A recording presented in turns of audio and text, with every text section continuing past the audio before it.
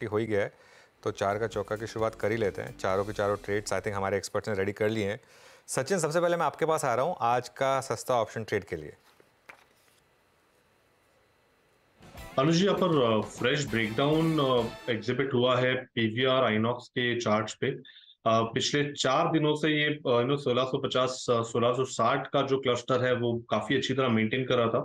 पर जिस तरीके से यहाँ पर ओपन आई बना है फ्यूचर्स में एंड वहां से अपने 200 डे एक्सपोनेंशियल मूविंग एवरेज को तोड़ा है, तो मुझे लग रहा है काफी दिनों तक ये एक नेगेटिव ट्रेंड चलेगी। एंड उसी लिहाज से हमने हमारे क्लाइंट्स को भी रिकमेंडेशन दी है कि 1660 का जो पुट ऑप्शन है, लगभग अराउंड 56 के आसपास ये ट्रेंड हो रहा है, ये खरीदारी करनी चाहिए। एंड जिस तरीके से ओवरऑल स्ट्रक्चर है, मुझे लग रहा है इवेंचुअली स्टॉक वापस अपने जो लोज बनाए थे 26 अक्टूबर को 1560 के आसपास के, तो वो पर्टिकुलर लोज वापस रिविजिट होने चाहिए। तो काफी बड़ी मुझे लग रहा है यहाँ पर डिक्लाइन होगी। 105 के पोजिशनल टारगेट के लिए यहाँ पर ये पोजीशन आपको रिटेन करनी चाहिए। ट्रेडिंग के लिहाज से टारगेट होगा 76 के आसपास का। स्टॉप लॉस आप लगभग अराउंड 44 पे अभी यहाँ से लगा सकते हैं। तो खरीदारी करनी है पीवीआर आइनॉक्स के 1660 के पुट ऑप्शन में 76 एंड 105 के टारगेट के लिए। ओके, पीवीआर का 1660 का पुट ऑप्शन लेना है आपको, ये आपके लिए एक एडवाइस इस समय। अब एफएनओ सुपरस्टार के लिए चंदन के पास चलते हैं। चंदन, क्या ट्रेड रहेगा आपका?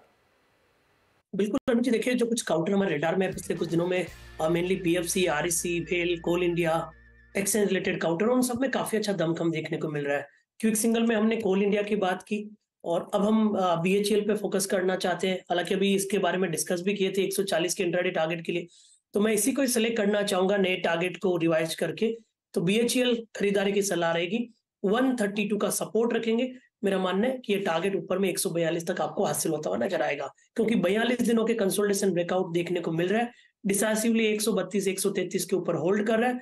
लॉन्ग के यहाँ पे बिल्टअप हो रहा है और 130 की पुट में राइटिंग हो रहा है। तो 132 के सपोर्ट से 142 तक के टारगेट आपको बीएचईएल में यहाँ पे बनने चाहिए। ओके, बीएचएल आपका ट्रेड है और टी हाई पर आके ट्रेड करता हुआ नाउ इट्स अब 5%, 5% ऊपर स्टॉक ट्रेड करता हुआ। चार्ट का चमत्कार अमित सेठ जी के सौजन्य से आएगा। अमित, क्या पिक कर रहे हैं आप? वीरेंद्र जी, मैंने क्विक सिंगल में बीएल सेलेक्ट किया था 140 के आसपास, अभी 142 है। मेरे को इसी का स्ट्रक्चर काफी पॉजिटिव लग रहा है और स्ट्रेंथ लग रहा है। तो बाजार में जो चीज स्ट्रेंथ और सेक्टर स्ट्रेंथ दिखा रहा है उसके साथ ही मुझे लगता है रहना चाहिए। 142 45 का इसका करंटली प्राइस है। स्टॉप लॉस अब ट्रेल कर लेंगे 139 तक और टारगेट्स रहेंगे 148 से 150 है। चलिए अब हेमांग के पास चलते हैं मिड कैप फंडा के लिए। हेमांग जी, बताइए आपकी पिक। अनुज, मेरी पिक है गोकुलदास एक्सपोर्ट्स। 811-12 का भाव चल रहा है, टारगेट रहेगा 900। आई थिंक जिस तरह से एक्सपोर्ट के अंदर, गारमेंट्स के अंदर अपॉर्चुनिटीज बिल्टअप हो रही है, हमें लगता है कि ये कंपनी बहुत ही अच्छा परफॉर्म करेगी। रिसेंटली जो क्वार्टरली नतीजे आए थे, वाई बेसिस पे काफी अच्छी ग्रोथ थी। जो मैनेजमेंट की आउटलुक है वो काफी बढ़िया थी।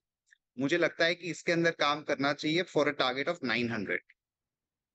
ओके, चलिए ये इस समय की ट्रेड्स चारों के चारों रिकैप करते हैं। सबसे पहले सचिन ने लिया सस्ता ऑप्शन ट्रेड पीवीआर का 1660 का पुट ऑप्शन लेने का एक व्यू बना यहाँ पर।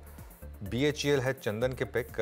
यहाँ पर एक अच्छे मूव्स इनफैक्ट इस समय, और अगर आप बीएचईएल नहीं लेना चाहते तो बीईएल ले सकते हैं। ये है अमित सेठ की पिक इस समय, और ये उनका क्विक सिंगल भी था। 148 और 150 के टारगेट, 139 का स्टॉप लॉस। तो ये अब तक की जो 3 टेक्निकल ट्रेड्स बनी, और हेमांग जानी की तरफ से पिक आई गोकुलदास एक्सपोर्ट्स की।